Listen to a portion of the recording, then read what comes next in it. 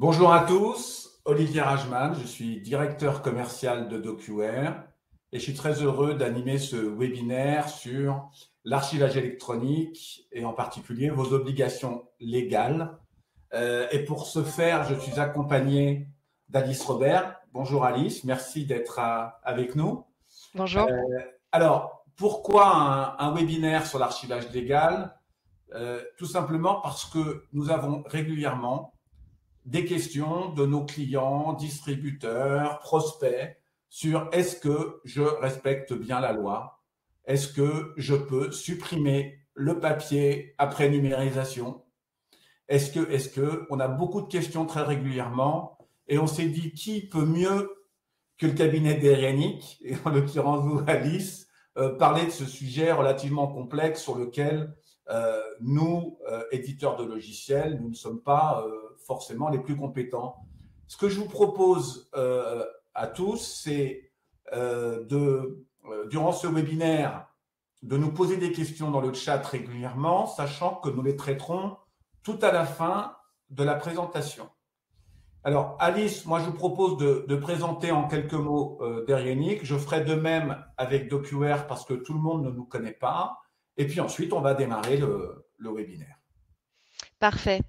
Bonjour à tous. Je suis ravie de participer à ce webinaire et remercie chaleureusement Olivier Rajman pour son invitation. Donc, pour parler effectivement d'un sujet particulièrement intéressant à l'ère numérique.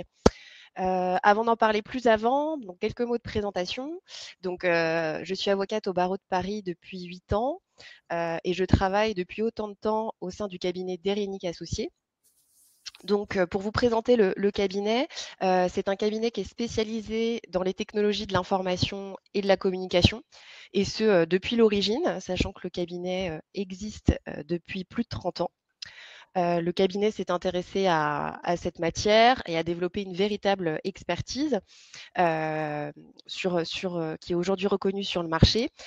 Évidemment, on a développé aussi une activité dans d'autres domaines, droit des affaires, droit du travail, procédure collective, compliance, droit des sociétés, etc., afin de pouvoir répondre aux demandes et aux besoins de plus en plus étendus de nos clients. C'est un cabinet qui reste à taille humaine. Aujourd'hui, on est une vingtaine d'avocats accompagnés d'une juriste et on a une quinzaine d'avocats qui est spécialisée dans le droit des technologies. Il y a beaucoup de profils anciens juristes d'entreprise, ce qui permet aussi de pouvoir comprendre d'autant les besoins et attentes des entreprises. Le cabinet assiste notamment donc ses clients dans l'ensemble de leurs projets de dématérialisation des contenus, donc des outils, des processus. Et puis pour l'e-commerce, bien souvent. Donc souvent, ça va être soit une offre en fait globale, où l'objectif, ça va être de pouvoir gérer de bout en bout la problématique juridique que peut rencontrer une société qui souhaite, par exemple, dématérialiser sa relation client. Ça peut être aussi des problématiques qui sont plus ciblées, plus complexes. Par exemple, ça peut être la sécurisation des processus de souscription dématérialisée, ou encore la valeur juridique d'une signature électronique, la valeur probante de certains actes dématérialisés, la gestion de la preuve, les conditions d'opposabilité d'une convention sur la preuve, la facture électronique qui est bien d'actualité en ce moment. Et puis aussi, ça peut être la commercialisation d'outils de dématérialisation qui sont innovants et bien évidemment l'archivage électronique. Sachant que ce sont des chantiers donc qui ont trait à la dématérialisation, sur lesquels travaille en particulier également François-Pierre Lany, qui est associé du cabinet, qui n'a pas pu malheureusement participer à ce webinaire, mais qui a participé de loin et qui pense à nous ce matin. Voilà, merci Alice. Donc effectivement, François Pierre, on a eu l'occasion de collaborer avec lui. On a fait une vidéo sur YouTube, qui est sur YouTube, qui est peut-être une des vidéos les plus vues sur la signature électronique. On a fait ça il y a 3 ans et je crois qu'il y a 67 000 vues où François Pierre avait expliqué l'intérêt et le cadre juridique de la signature. Aujourd'hui, on parle d'archivage. Moi, je vais juste présenter DocuWare en quelques mots, qui est un éditeur de logiciels mondial. Nous sommes 400 personnes, 65 millions d'euros, 18 000 clients. Moi, je m'occupe de la filiale française de DocuWare. On a un peu plus de 1000 clients. Et notre métier, c'est d'éditer une solution cloud ou on-premise sur serveur pour vous accompagner dans la dématérialisation globale de vos processus. C'est-à-dire qu'on traite beaucoup de sujets d'achat, mais également de vente, de RH, de qualité. L'idée, c'est effectivement de ne pas s'arrêter à un processus, mais de vous accompagner sur la globalité. Voilà. Alice, je vous propose de reprendre la main. Je me permettrai d'intervenir, de poser des questions, peut-être de donner ma vision des choses sur certains sujets quand j'estime être compétent. Et encore une fois, je suis très humble en la matière. Donc, je vous propose de démarrer et de présenter évidemment l'ordre du jour. Tout à fait. Donc, on va rentrer dans le cœur du sujet qui va nous occuper ce matin, donc l'archivage électronique. Donc, on a voulu vous faire une présentation globale du sujet avec des questionnements assez généraux, assez simples, mais on verra que derrière, on a des réponses qui ne sont pas si simples. Donc, tout d'abord, on s'intéressera à qu'est-ce que l'archivage électronique, donc de quoi on parle. Ensuite, on s'intéressera aux enjeux, aux objectifs, aux raisons de l'archivage électronique, donc pourquoi l'archivage électronique. Dans un troisième temps, on s'intéressera à la dimension plus juridique de l'archivage électronique et on s'intéressera notamment à la question de son cadre juridique. Et enfin, on sera sur un aspect plus pratique, à savoir comment en pratique archiver électroniquement. Donc, on va s'intéresser à la première question. Donc, l'archivage électronique, qu'est-ce que c'est? De quoi parle-t-on? Alors évidemment, en tant que juriste, le premier réflexe, c'est de savoir justement si on a une définition juridique de cette notion. Donc la réponse est non. On n'a pas de définition dite légale de l'archivage électronique. Pour autant, évidemment, cette notion fait l'objet de différentes définitions. Donc il faut savoir qu'on n'a pas une définition universelle de l'archivage électronique. Néanmoins, donc on peut avoir différentes définitions pour pouvoir voir qu'est-ce qui se cache derrière cette notion. De façon générale, on pourrait dire de prime abord que finalement l'archivage électronique, c'est l'archivage au sens général, donc c'est-à-dire un ensemble d'actions qui permet de garantir l'accessibilité à des informations que l'on doit ou que l'on souhaite conserver pour des raisons juridiques, historiques ou culturelles à long terme, donc de documents et ou de données numériques. Ça, c'est vraiment la définition, on va dire, générale qui permet d'approcher et de comprendre facilement qu'est-ce que ça recouvre. Et si on veut pousser un petit peu plus loin et voir un petit peu plus précisément ce que recouvre cet archivage électronique, on peut aussi se baser sur une définition qui a été basée sur la définition de l'AFNOR, qui nous dit justement que l'archivage électronique, c'est un ensemble d'actions, d'outils, de méthodes qui sont mis en œuvre donc, pour répondre à différents objectifs, réunir, identifier, sélectionner, classer, détruire et conserver donc des contenus électroniques sur un support sécurisé, donc avec l'objectif de pouvoir les exploiter et de les rendre accessibles dans le temps, donc toujours cette notion de durée, et que ce soit à titre de preuve ou à titre informatif. Donc voilà, ce qu'il faut vraiment bien retenir, c'est qu'on est vraiment sur un ensemble, un système. On voit que c'est à la fois des actions, des outils, des méthodes, qu'on est bien évidemment sur une notion numérique parce qu'il s'agit de contenu numérique, avec une notion de support qui doit être sécurisé et puis de durée parce qu'on est sur une question de conservation, d'accessibilité dans le temps. Et avec des objectifs, on y reviendra, notamment de pouvoir être capable de rapporter la preuve de certains documents, de certaines informations. Alors, ce qu'il faut savoir, c'est que l'archivage électronique recouvre différents aspects et que souvent, on le confond avec d'autres notions qui sont en fait beaucoup plus limitées, ne concernent pas en fait directement l'archivage électronique ou vont concerner finalement qu'un pan de l'archivage électronique. Donc, on a voulu vous donner quelques exemples. Par exemple, la question du stockage.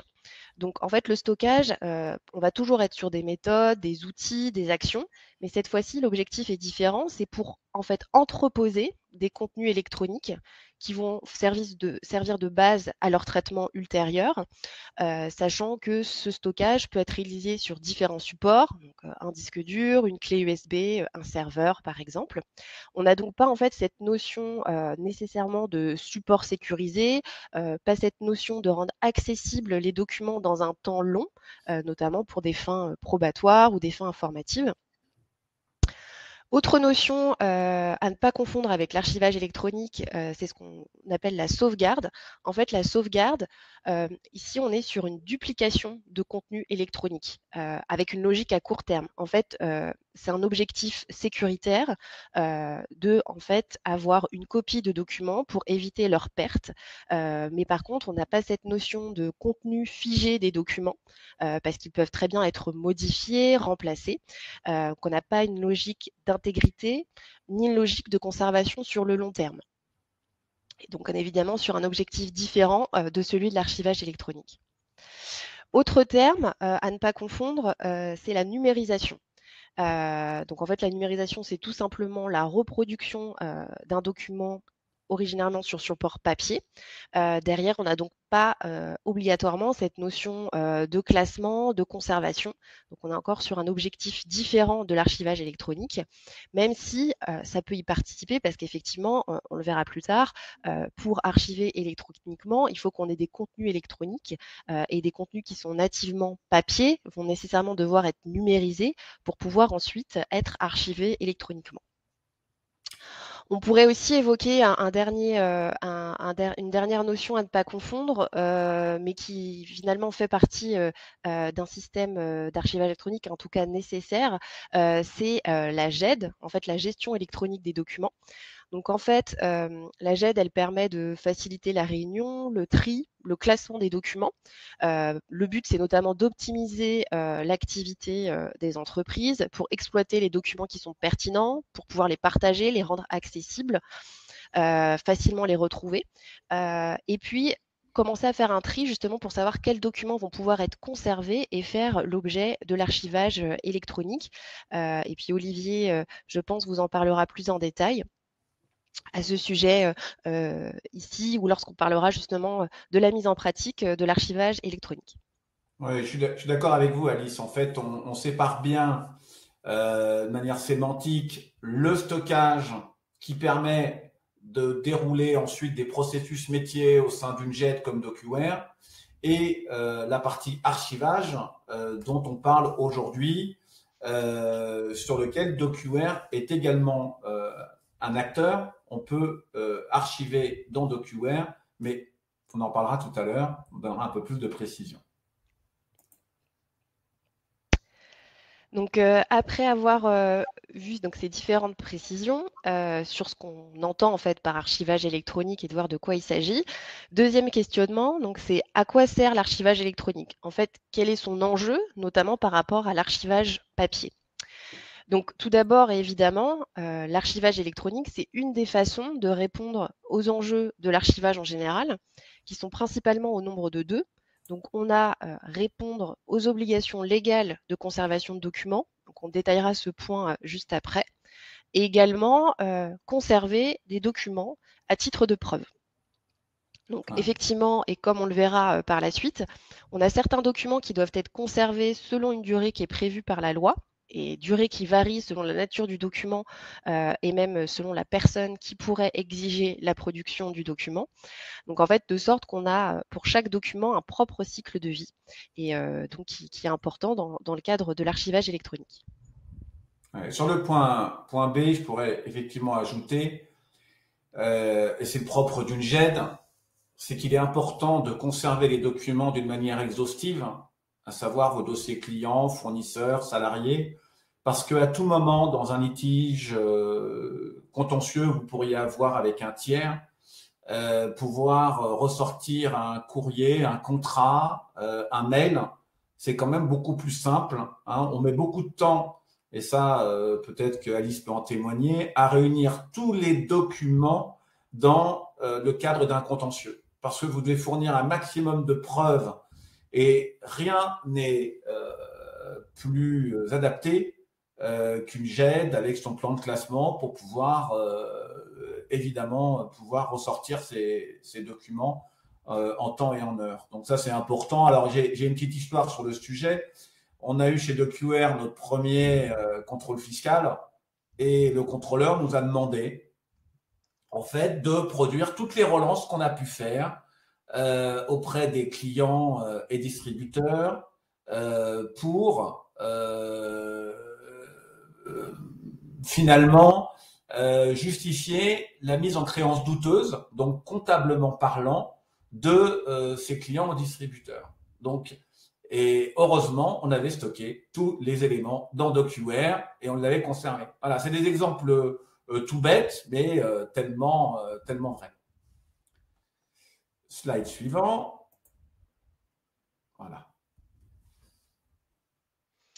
Donc justement, premier point qu'on va détailler, comme je vous parlais du premier enjeu qui n'est pas propre à l'archivage électronique, mais à l'archivage en général, c'est qu'il y a des obligations légales de conserver certains documents. Donc effectivement, les entreprises, organismes ont l'obligation de conserver certains documents. Donc la question, c'est effectivement, ce matin, on ne va pas pouvoir détailler l'ensemble des règles qui sont vraiment nombreuses, éparses, des durées de conservation des documents qui existent dans notre droit national. Mais c'était de vous montrer quelques exemples qui sont assez parlants. Donc, par exemple, tout ce qui est livres, registres, documents ou pièces auxquels l'administration fiscale a accès pour procéder notamment au contrôle des déclarations et des comptabilités. Donc, effectivement, des contribuables qui sont astreints à tenir et à présenter des documents comptables doivent être conservés pendant une durée de 6 ans. Donc, on voit notamment ça dans le livre des procédures fiscales, article L102B. Donc, même sachant que c'est la même chose pour les factures électroniques papier, qui si elles sont numérisées, il faut savoir que les éléments qui permettent d'assurer leur origine et intégrité doivent aussi être conservés pendant ce délai de 6 ans. Ce délai de 6 ans, il court à compter soit de la date de la dernière opération qui va être mentionnée sur les livres ou les registres, ou de la date à laquelle les documents ou les pièces en question ont été établis.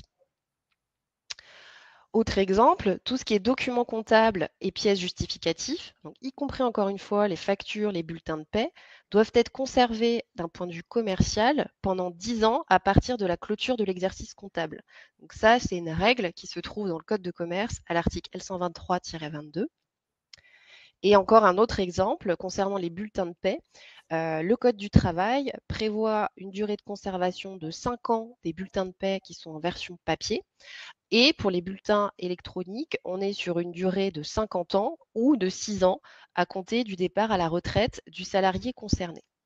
Ouais. Moi, allez-y, Alice, vous avez quelque chose à ajouter. Je voulais aussi ajouter quelque chose sur le sujet. D'accord. Alors oui, juste pour terminer, mais si ça se trouve, justement, nos pensées vont se rejoindre, c'est que ces exemples permettent de montrer que pour un même document, on peut être confronté à des durées de conservation légales différentes selon les acteurs concernés. Parce qu'on voit qu'on a l'administration fiscale, l'entreprise, le salarié. Si on prend l'exemple justement du bulletin de paie, ça peut être un document comptable et il est régi aussi par le Code du travail en tant que bulletin de paie en tant que tel. Pour les factures, elles font partie du droit de communication de l'administration fiscale avec ce délai de 6 ans, mais elles sont aussi un document comptable avec ce délai de 10 ans au niveau commercial. Donc en fait, finalement, il faut avoir une certaine vigilance quand on identifie une durée de conservation dans la loi. Il faut s'assurer qu'on n'a pas une autre durée de conservation pour le même type de document à d'autres fins pour pouvoir arbitrer justement, on y reviendra, sur la durée de conservation à appliquer au document en question. Ouais, bon. Et encore, on n'a pas parlé de la durée de conservation liée au RGPD, on y viendra tout à l'heure. Donc, le sujet, pour parler un petit peu aussi de ce que fait DocuWare, on a dans DocuWare des automatismes que l'on peut paramétrer sur ces durées de conservation. Donc ça, c'est un sujet, on peut automatiser cette partie-là. Et sur les bulletins de paie, je voudrais intervenir. On a aujourd'hui un partenaire avec un connecteur direct qui nous permet d'envoyer les bulletins de paie vers un coffre-fort avec tous les processus un peu complexes afférents. Par exemple, un salarié peut demander d'un mois sur l'autre de changer de mode de réception du bulletin de paie, c'est-à-dire soit papier, soit numérique. Donc, on a un processus complet, mais pour des raisons, parce que 50 ans, c'est un peu long, donc on a fait le choix de travailler avec un partenaire extérieur sur la gestion des bulletins de paie, mais avec une passerelle directe de DocuWare vers ce partenaire. Voilà, je voulais juste ajouter quelques mots sur ce que comment DocuWare pouvait répondre effectivement à ce sujet de conservation. Tout à fait. Et donc, deuxième enjeu, donc, qui est relatif à l'archivage électronique, mais qui n'est pas propre à la dimension électronique de l'archivage. Donc, on le disait tout à l'heure, c'est la conservation en fait des documents à titre probatoire. Donc, il faut savoir effectivement qu'il convient de conserver certains documents pour prévenir un éventuel précontentieux, un contentieux, et indépendamment même en fait des durées légales de conservation qui seraient éventuellement applicables, ou allant même au-delà des durées de conservation de celles-ci. Donc, je vais y revenir. Donc, il faut effectivement être capable de faire face à de potentiels litiges en présentant en fait une pièce qui a une valeur probante. Pour justement pouvoir déterminer la durée de conservation à titre probatoire, on va se référer essentiellement aux délais de prescription qui sont prévus par la loi. Donc, par exemple, en matière de responsabilité civile, donc ça, y compris que ce soit en responsabilité contractuelle ou en responsabilité extra-contractuelle, le délai de prescription par principe est de 5 ans, sachant que le point de départ, c'est à compter du jour où le titulaire de l'action d'un droit a connu ou aurait dû connaître les faits qui lui permettent de l'exercer. Donc ça, c'est une règle qui est dictée dans notre Code civil, article 2224. Donc ça peut effectivement être long parce que le point de départ de la connaissance du droit qui permet de faire partir une action, on ne peut pas savoir quand est-ce qu'il va arriver. Donc on peut aboutir à des délais assez importants de prescription civile. En matière commerciale, le délai de prescription est de 5 ans également. Donc là, on se réfère au Code de commerce à l'article L110-4. Donc c'est tout ce qui est obligations qui sont nées à l'occasion du commerce entre commerçants ou entre commerçants et non commerçants. Donc on est sur 5 ans, sauf si on a une prescription spéciale plus courte qui est prévue par la loi.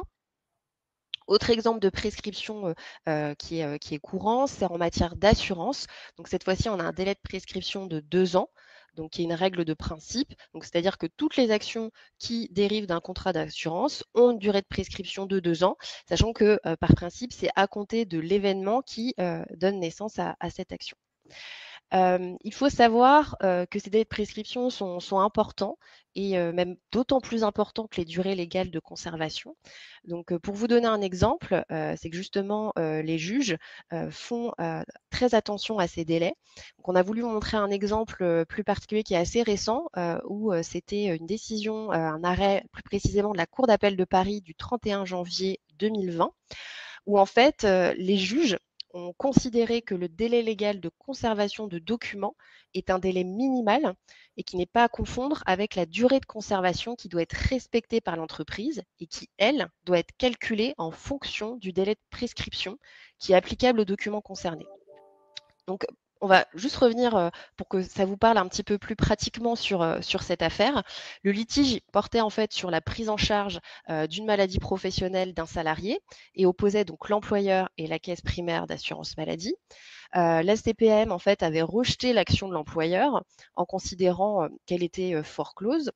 L'employeur, lui, a contesté cette position parce qu'il a considéré que la CPM ne rapportait pas la preuve de la date à laquelle elle avait notifié en fait le rejet de la prise en charge, sachant que ce rejet de la prise en charge faisait courir le délai de contestation de cette décision.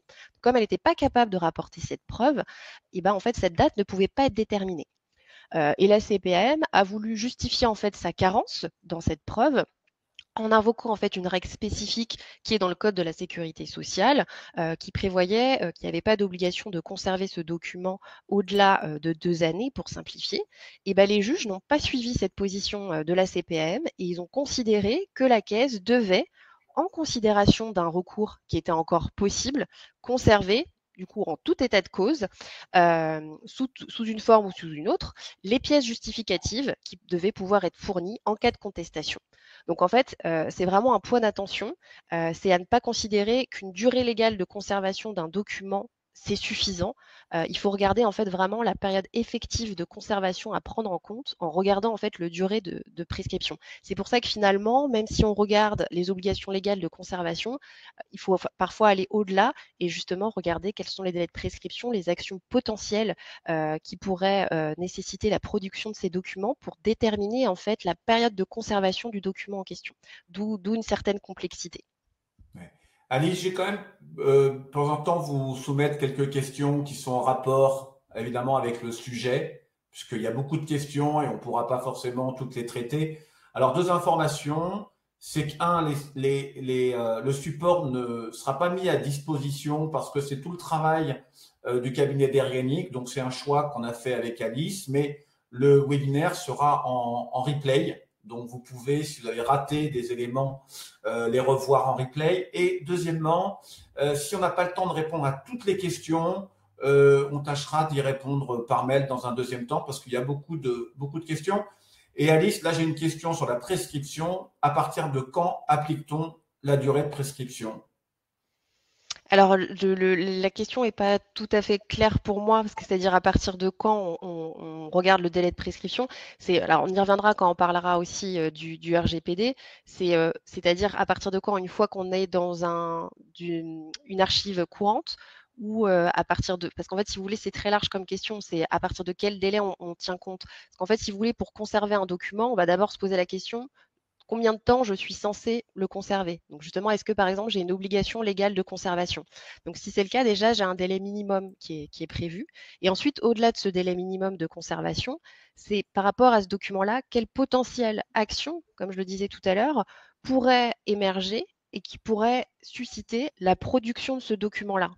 Donc en fait, comme vous l'avez vu, on ne peut pas donner de réponse, si vous voulez, unique, parce qu'en fait, il peut y avoir plusieurs actions. On peut par exemple prendre le cas de la prescription civile, mais on peut très bien, pour avoir un même document, avoir besoin de rapporter sa preuve pour aussi une action pénale, par exemple. Et donc en fait, on va confronter les différents délais de prescription, lequel est le plus long, et en regardant effectivement le point de départ de chaque délai de prescription qui est en fait spécifique pour chaque délai, pour ensuite déterminer le point de départ de justement la conservation. Donc pour vous donner un exemple, mais ça on en parlera après, si on prend, j'anticipe du coup un peu sur la suite de la formation, un candidat qui va par exemple vouloir postuler à un poste, il faut savoir que l'employeur qui l'a reçu peut conserver ses données pendant un délai de 2 ans après l'avoir justement rencontré. Mais là, donc, on va être dans ce qu'on appelle une base active, donc j'y reviendrai, c'est-à-dire pour les opérations courantes. Mais après, la question, c'est est-ce qu'il peut conserver ces données au-delà? Donc, en fait, pour concerner ces données au-delà, la question à se poser, c'est est-ce qu'il y a une action qui est susceptible d'intervenir en lien avec justement le fait d'avoir reçu ce candidat. Donc, on peut penser par exemple à la discrimination. Est-ce que, par exemple, ce candidat n'a pas été embauché pour des raisons qui sont liées, par exemple, à ses origines, à ses opinions politiques ou que sais-je. Et là, dans ces cas-là, par exemple, on va regarder potentiellement si on n'a pas une action qui va être plutôt prud'homale avec un délai de prescription qui est par exemple de 5 ans à compter. Alors la seule difficulté, c'est à compter du jour où la personne a connu les faits qui lui permettent de l'exercer. Donc si elle apprend par exemple 10 ans après et qu'avant elle n'avait aucun moyen d'avoir cette information-là, que c'est pour cette raison-là qu'elle n'a pas été embauchée, effectivement on peut aboutir à des délais de conservation qui sont énormes. La seule chose, c'est que justement on fait une appréciation de risque et on regarde en fait globalement quel serait le délai probable dans lequel on pourrait avoir une action. Et par exemple, on ne va pas aller en général au-delà de 10 ans. Après, c'est un arbitrage qui est fait par chaque entreprise aussi. C'est vraiment une politique à mettre en place. De 10 ans, par exemple, à l'issue du délai de 2 ans qui est expiré pour conserver les documents en base active. Mais alors malheureusement, effectivement, je ne peux pas vous donner de règles. C'est ça la difficulté unique pour dire à partir de quand le délai de prescription court. Ça dépend de quelle règle de prescription on parle et quelle est la règle qu'on va privilégier par rapport au risque le plus important d'action qu'on pourrait avoir en lien avec le document à conserver en question. Très bien. On continue. Donc après avoir vu les enjeux principaux de l'archivage électronique, donc qui étaient en fait communs à l'archivage papier, il faut savoir qu'on a un autre objectif de l'archivage électronique, c'est qu'en fait ça permet de répondre de façon générale aux enjeux de la dématérialisation. Donc on a effectivement des documents qui sont établis dès l'origine au format numérique et qui sont à conserver. Et on a aussi de plus en plus recours à la numérisation des documents papier qui sont à conserver également.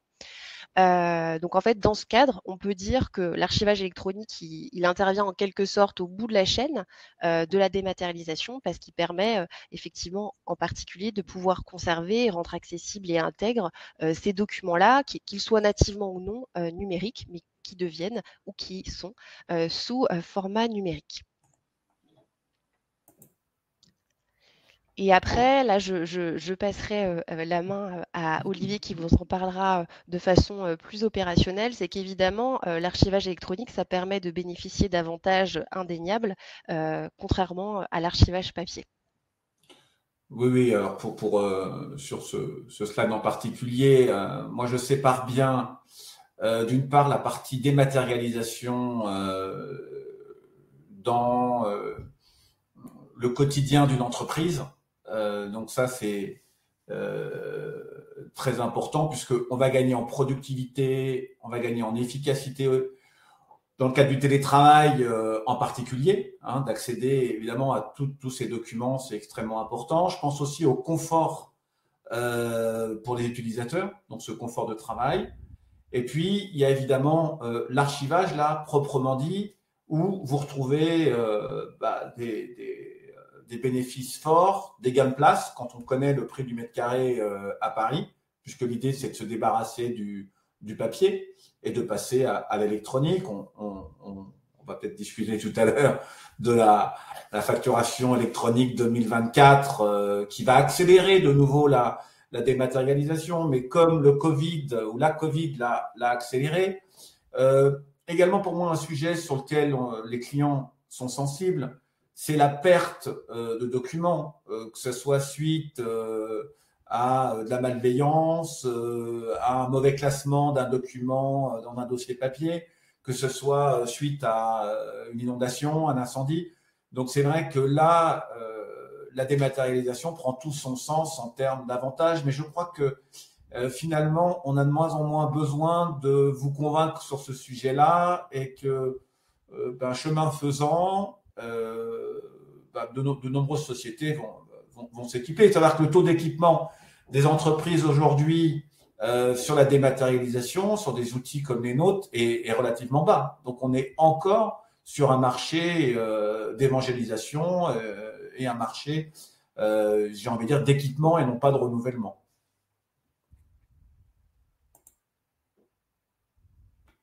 Sujet suivant. Et donc, troisième questionnement, donc c'est quel est le cadre juridique de l'archivage électronique? Donc, justement, il y a des choses qu'il faut un peu éclairer entre ce qu'on entend, ce qu'on dit, ce qu'on croit savoir. C'est que tout d'abord, l'archivage électronique n'a pas de cadre juridique propre. Donc, comme on l'a vu il y a quelques minutes, l'archivage électronique ne fait pas l'objet d'une définition juridique en tant que telle, ni en fait d'un régime juridique qui est spécifique. Alors pour autant, c'est vrai, on parle parfois d'archivage légal, donc c'est une expression que vous avez dû certainement entendre, mais il faut savoir qu'on n'a pas de texte, de loi, de normes, en fait, qui permet de dire par exemple que tel système d'archivage électronique est conforme ou est légal. On n'a pas de certification en tant que telle qui est propre à l'archivage électronique pour dire vous respectez les textes et c'est terminé.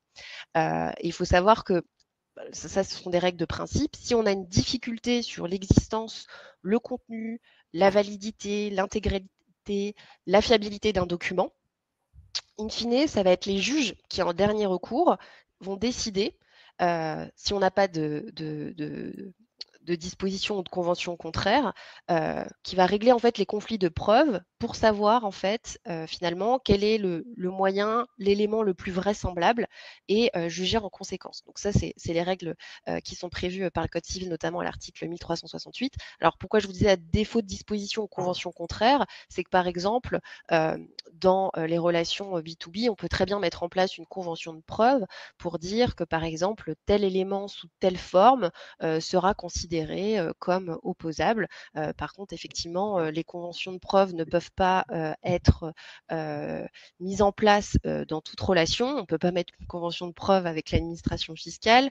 Et si on fait une convention de preuve, par exemple, avec un consommateur, on est limité. On ne peut pas mettre tout et n'importe quoi dans cette convention de preuve. Donc, on voit qu'en fait, l'enjeu de cette mise en place de convention de preuve est aussi important, mais comporte certaines limites. Alors après, quand je vous ai dit ça, on peut quand même pas nier le fait que l'archivage électronique a un aspect légal en réalité, parce qu'en fait, il constitue en quelque sorte un système qui permet de répondre par ses caractéristiques à des exigences légales pour donner une valeur probante légale à des documents numériques. Donc c'est la raison en fait pour laquelle on dit que l'archivage électronique s'inscrit dans un cadre juridique complexe, car effectivement, pour sa mise en œuvre, comme l'objectif c'est de répondre à des exigences légales qui sont elles-mêmes multiples, on l'a vu par exemple avec les durées de conservation, et je vais revenir sur d'autres règles qui sont éparses et évolutives, tout comme les technologies d'ailleurs, il y a énormément de règles à tenir compte pour mettre en place un système d'archivage électronique, ce qui explique donc une certaine complexité. Ouais, en fait, Alice, Ouais. moi on avait discuté un peu de ce sujet avant le webinaire. Moi j'étais, bon, peut-être que je suis incompétent en la matière, mais le fait que l'archivage ne soit régi par finalement aucune loi directe sur le sujet et que les deux, euh, autrement dit, on ne peut pas avoir d'amende parce qu'on n'archive pas correctement les documents. Donc ça, il faut le comprendre. Les deux menaces ou les deux sujets qu'il faut finalement regarder en face, c'est les sujets de RGPD avec la CNIL et les sujets de fraude sur la TVA finalement avec l'administration fiscale. C'est les deux. Bon, après, il y a le litige commercial, mais ces deux sujets-là, finalement, c'est ça. C'est pas parce qu'on archive des documents dans un répertoire Windows qu'on va avoir une amende. Hein, le sujet, il n'est pas là. C'était bien de replacer le cadre de ce webinaire, finalement. Donc effectivement, on n'a pas de sanction qui est liée à un archivage électronique qui ne serait pas conforme, tout simplement parce qu'on n'a pas de définition de l'archivage électronique, de définition des caractéristiques auxquelles il doit répondre. Par contre, on a effectivement, donc on le verra un petit peu plus tard quand on parlera des sanctions, c'est qu'on peut avoir des sanctions qui sont attachées en fait à une impossibilité de répondre à des exigences légales. Donc par exemple, si on n'est pas capable effectivement de produire une facture papier qui a été numérisée et qu'on a détruit cette facture papier et qui ne répondait pas aux exigences de forme qui sont notamment prévues par le livre de procédure fiscale, où dedans on a notamment des règles sur la conservation de ces factures, de leur format, etc., on va pouvoir avoir une sanction parce que ça va être considéré comme on n'est pas capable de rapporter la preuve de cette facture. Donc selon l'objectif, si par exemple c'est pas dans le livre comptable, ou si on n'est pas capable de rapporter la preuve par ailleurs que cette facture a existé, etc., effectivement on pourra avoir une problématique par exemple fiscale, où on pourra avoir un redressement ou des amendes, ou une difficulté effectivement dans le cadre d'un litige commercial. Mais on n'aura pas de sanction en tant que telle d'avoir procédé à tel archivage électronique ou tel archivage électronique. C'est effectivement ça qu'il faut bien avoir en tête, et que finalement les enjeux sont les mêmes que lorsqu'on était avec des documents papier. Absolument. Donc, pour vous donner quelques exemples de ce cadre juridique complexe, donc comme je vous le disais, c'est qu'il y a plusieurs règles finalement qui peuvent avoir un lien avec l'archivage électronique et dont on doit tenir compte. Donc, on a notamment dans le Code civil les règles qui concernent en fait la preuve par écrit.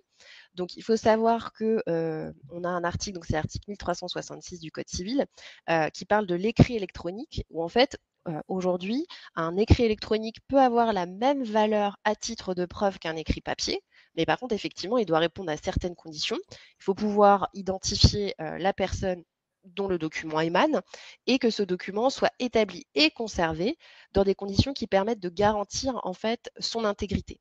Donc on voit bien là que finalement, c'est une règle générale, mais que si on passe à l'électronique, il faut être capable de pouvoir montrer que c'est bien l'auteur qui est sur cet écrit, et puis d'être capable de le conserver de façon à telle qu'il ne puisse pas y avoir de modification de cet écrit. Donc effectivement, c'est une règle à tenir compte dans le cadre de l'archivage électronique quand on doit conserver des documents qui pourraient être demandés en production, lorsque justement on doit prouver ce qu'on appelle un écrit ad validitem, c'est-à-dire qu'on est obligé de rapporter la preuve de l'existence de l'écrit.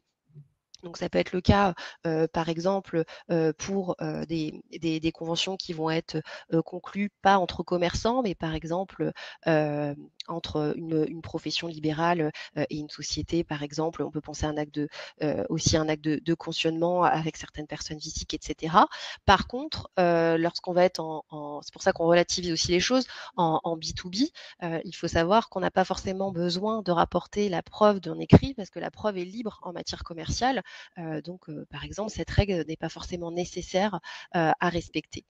On peut parler d'autres règles. On a aussi les règles qui concernent la signature électronique. Donc, il faut savoir effectivement qu'on peut signer des documents au moyen d'une signature électronique et que le Code civil nous dit bien que cette signature électronique, elle doit être créée, que l'identité du signataire doit être assurée et que l'intégralité de l'acte doit être garantie, donc dans des conditions qui sont d'ailleurs fixées en décret. Donc il faut savoir qu'en fait, dans le décret, il est précisé qu'une signature électronique qualifiée, donc c'est au sens d'un règlement européen qui est le règlement EIDAS, est présumée comme étant en fait une signature électronique conforme. Donc c'est difficile, c'est-à-dire qu'on doit renverser la charge, ça renverse la charge de la preuve, c'est-à-dire que c'est à celui qui conteste la validité de la signature électronique de démontrer qu'elle n'est pas valable. Donc je vous parle de ça tout simplement parce que par exemple quand on va conserver un document qui est signé au moyen d'une signature électronique, on devra aussi en fait préserver les éléments essentiels qui sont liés à cette signature électronique. C'est-à-dire qu'en fait, on va devoir aussi conserver les éléments qui sont liés à l'identification du signataire et à l'intégrité de l'acte. Donc c'est pour ça, c'est aussi une autre règle dont on doit tenir compte dans le cadre de l'archivage électronique.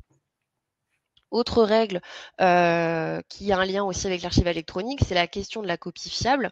Donc en fait, dans le Code civil, on nous dit aussi que la copie fiable peut avoir la même valeur probante que l'original, mais sous réserve de respecter certaines conditions. Donc on a notamment la condition d'intégrité, et on le voit dans un décret que c'est une intégrité qui doit être attestée par une empreinte électronique pour justement justifier que toute modification ultérieure de l'acte est détectable. Et effectivement, la copie électronique, elle doit être conservée en fait dans des conditions qui vont éviter toute altération de la forme et du contenu de la copie. Donc on voit encore une fois que si on veut avoir une copie fiable, il faut respecter certaines règles et ces règles doivent être prises en compte aussi si on archive justement des copies fiables. Ouais, en fait, Oui.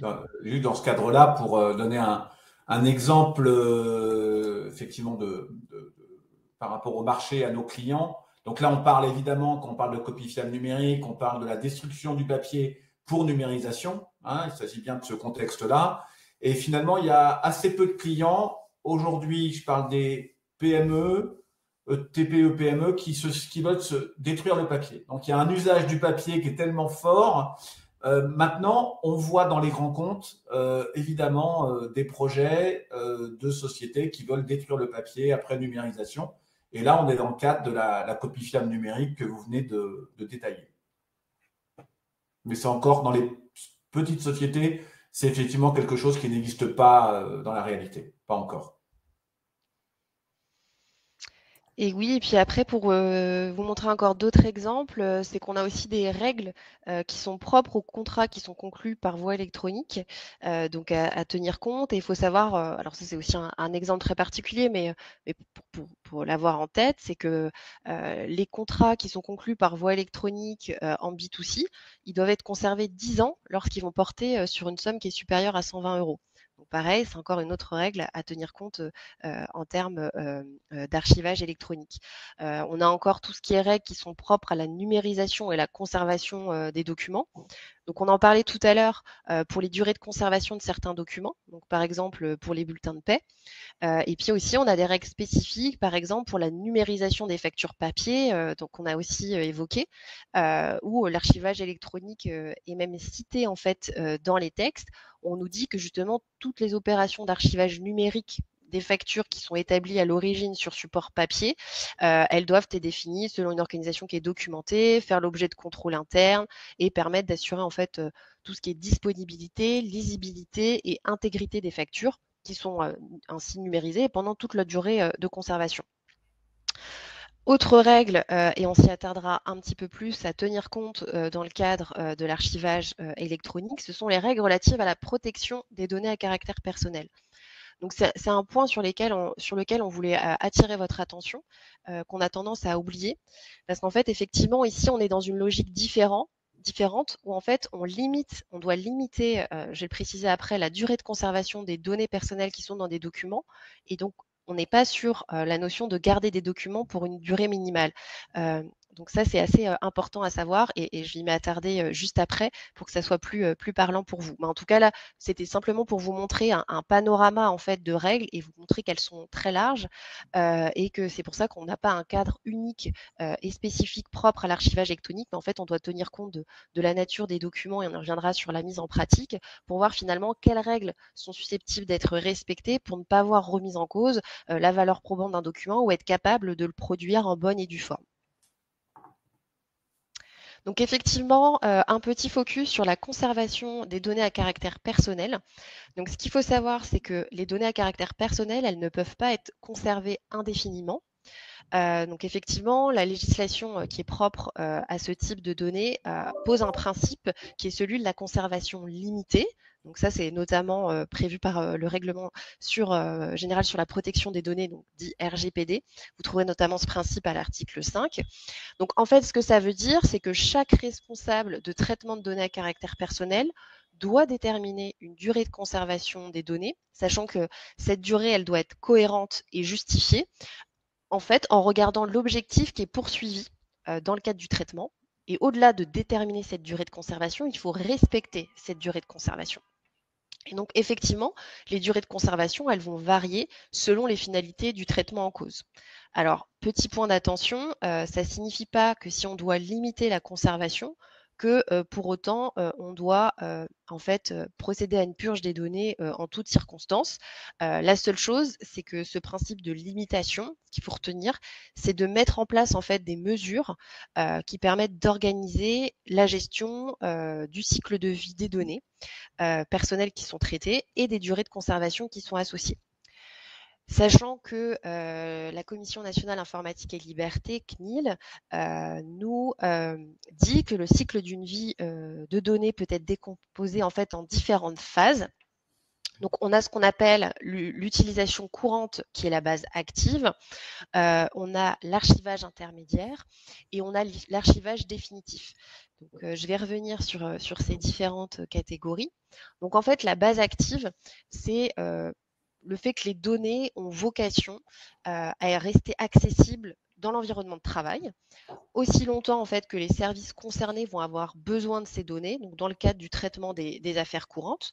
Donc par exemple, c'est l'exemple que je vous ai pris tout à l'heure, dans une entreprise, les données à caractère personnel d'un candidat qui n'est pas retenu sont conservées pendant 2 ans maximum, ça c'est la position de la CNIL, sauf si évidemment ce candidat en demande l'effacement, par le service des ressources humaines.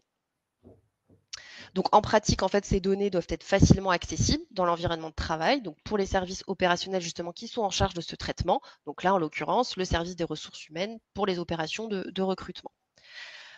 La deuxième phase, c'est l'archivage intermédiaire.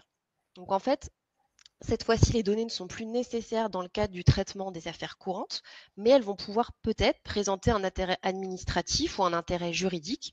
Donc justement, par exemple, la gestion d'un éventuel contentieux, une obligation de conservation de certaines données. Et dans ces cas-là, ces données pourront être consultées de manière ponctuelle. Il faut que ce sera motivé par des personnes qui sont spécifiquement habilitées. Effectivement, peut-être que toutes les personnes du service RH n'auront pas besoin d'accéder à ces données, mais peut-être uniquement le DRH ou les juristes, par exemple. Et enfin, l'archivage définitif. Donc en fait, ça, c'est des données qui sont archivées sans limitation de durée. En fait, ça, c'est vraiment plus propre à l'espace public. Ça va concerner en fait les traitements qui sont mis en œuvre à des fins d'archives dans l'intérêt du public. Donc c'est pour ça que je vous dis ça concerne essentiellement le secteur public. Et en fait, ça va être tout ce qui est données historiques, statistiques, scientifiques, etc. Et en fait, donc on les garde parce qu'il n'y a pas de raison de les supprimer pour justement leur utilité qui est d'ordre public. Toutefois, en fait, finalement, on n'est plus sur des données personnelles parce que les données doivent être anonymisées pour respecter notamment le droit à l'oubli des personnes concernées. Ce qu'il faut savoir, oui.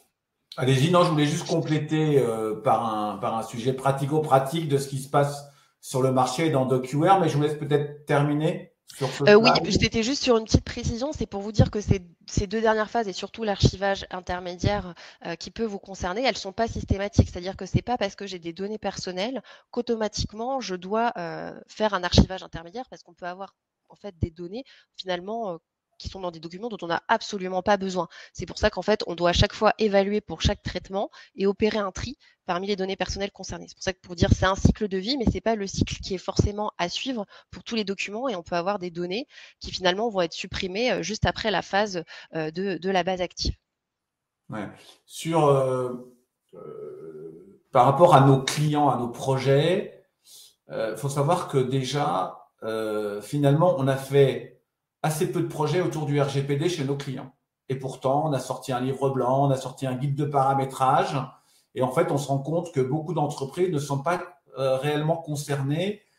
Certes, certaines sociétés ont été ciblées, en particulier les GAFA, les sociétés qui travaillent plus en B2C, mais quand même, je pense que les contrôles peuvent être aléatoires de la part de la CNIL et il faudrait s'y pencher un petit peu plus. Alors, ce qu'on a fait chez DocuWare, on a automatisé les durées de conservation, c'est paramétrable dans le logiciel pour pouvoir supprimer les documents à la fin de cette durée, mais on a créé une armoire secondaire auquel ont accès très peu d'utilisateurs. Alice, vous en parliez à l'instant, et on va automatiquement, après destruction dans l'armoire de production, pousser les documents que l'on souhaite conserver dans cette armoire protégée. Et effectivement, vous confirmez que le règlement l'accepte. Et ça, c'est plutôt bon signe. Et DocuWare sait répondre à cette problématique de base active et d'archivage intermédiaire.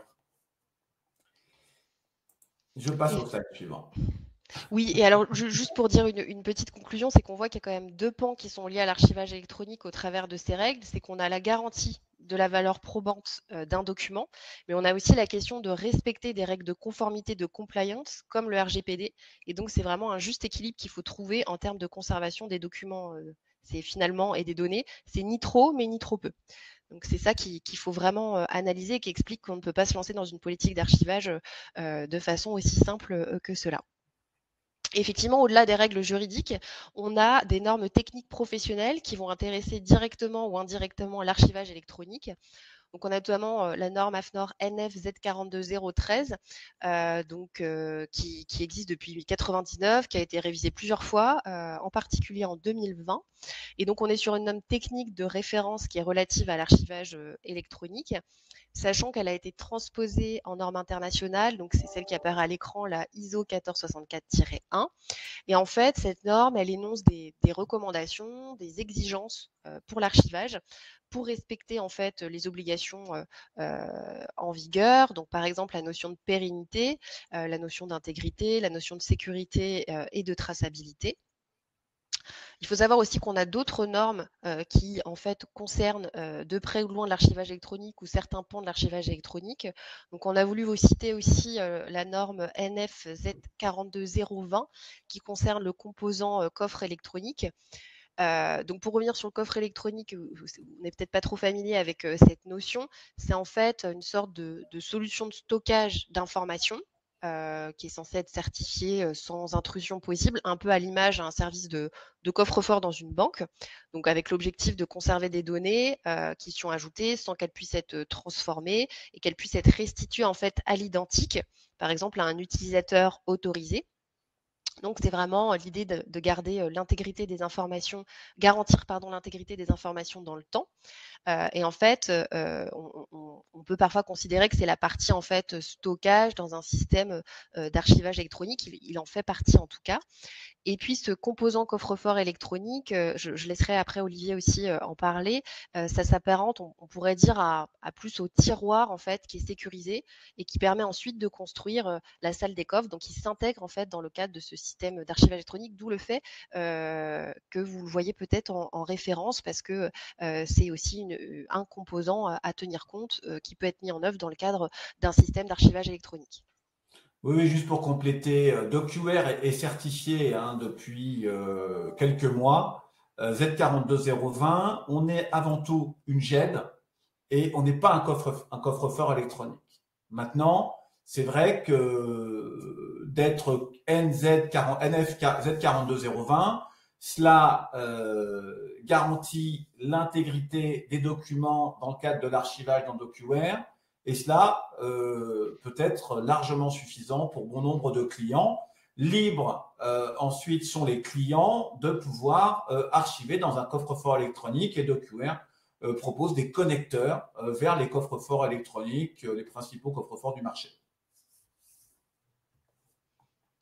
Voilà, et puis certaines précisions, c'est qu'il faut savoir effectivement que les juges vont regarder si les systèmes de gestion électronique en fait, présentent une certaine fiabilité et ils vont aussi se fier souvent aussi au respect de certaines normes, au fait par exemple qu'on recourt à un système de GED qui est fondé sur des normes d'archivage, donc par exemple telles que la Z42013, ou aussi si par exemple ça concerne des documents numérisés, il faut savoir aussi qu'il y a une autre norme qui est la Z42026 qui concerne vraiment la numérisation fidèle de documents sur support papier. Donc en fait ça montre que le rôle de ces normes d'archivage en fait permettent aussi aux juges de pouvoir arbitrer, juger de la valeur probante de documents numériques. C'est pour ça qu'on parle de normes de référence parce qu'effectivement, on est sur une partie technique et qui dépasse en fait l'aspect juridique et qui permet aussi en fait de pouvoir donner du crédit au système qui est mis en place.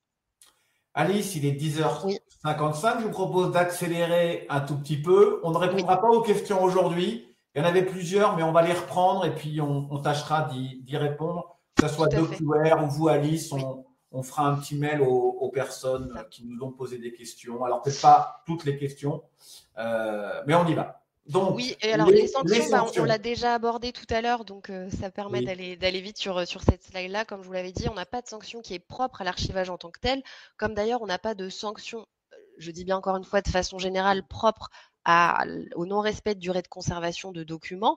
Par contre, on va avoir des sanctions qui sont consécutives en fait au non-respect de ces durées de conservation ou au non-respect du formalisme nécessaire à la conservation de certains documents. Donc, par exemple, je le disais, la numérisation des factures papier qui doivent répondre à un certain formalisme, ou derrière, effectivement, ça va être une problématique en fait souvent probatoire. Donc, c'est soit finalement comme le document n'est pas intègre ou n'est pas conforme, il pourrait être inopposable, ou alors ça va diminuer sa valeur probante, ça sera qu'un commencement de preuve par écrit, ou alors on va aussi avoir des amendes, sachant que j'attire votre attention parce qu'on l'oublie souvent, la question de la durée de conservation limitée dans le temps qui est prévue par le RGPD, ça fait aussi l'objet de sanctions, et la CNIL a déjà sanctionné des acteurs, d'ailleurs la RATP il y a quelques semaines, parce que justement la politique de conservation des données n'était pas conforme.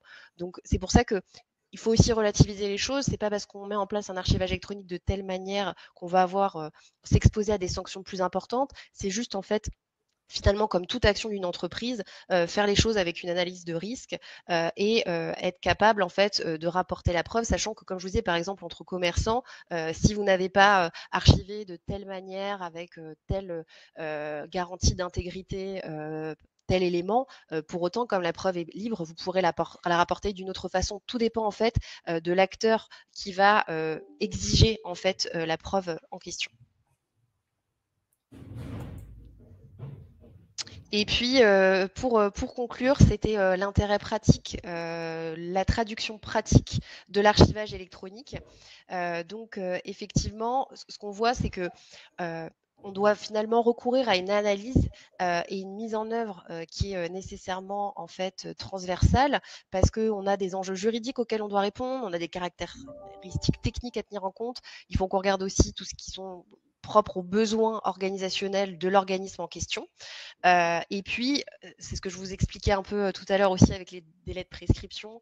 En fait, on ne peut pas recourir à un système général. En fait, le système est nécessairement ad hoc. Pourquoi? Parce que tous les documents ne vont pas forcément faire l'objet d'un archivage. On a une variété de nature de documents, de données, une variété de leur durée de conservation.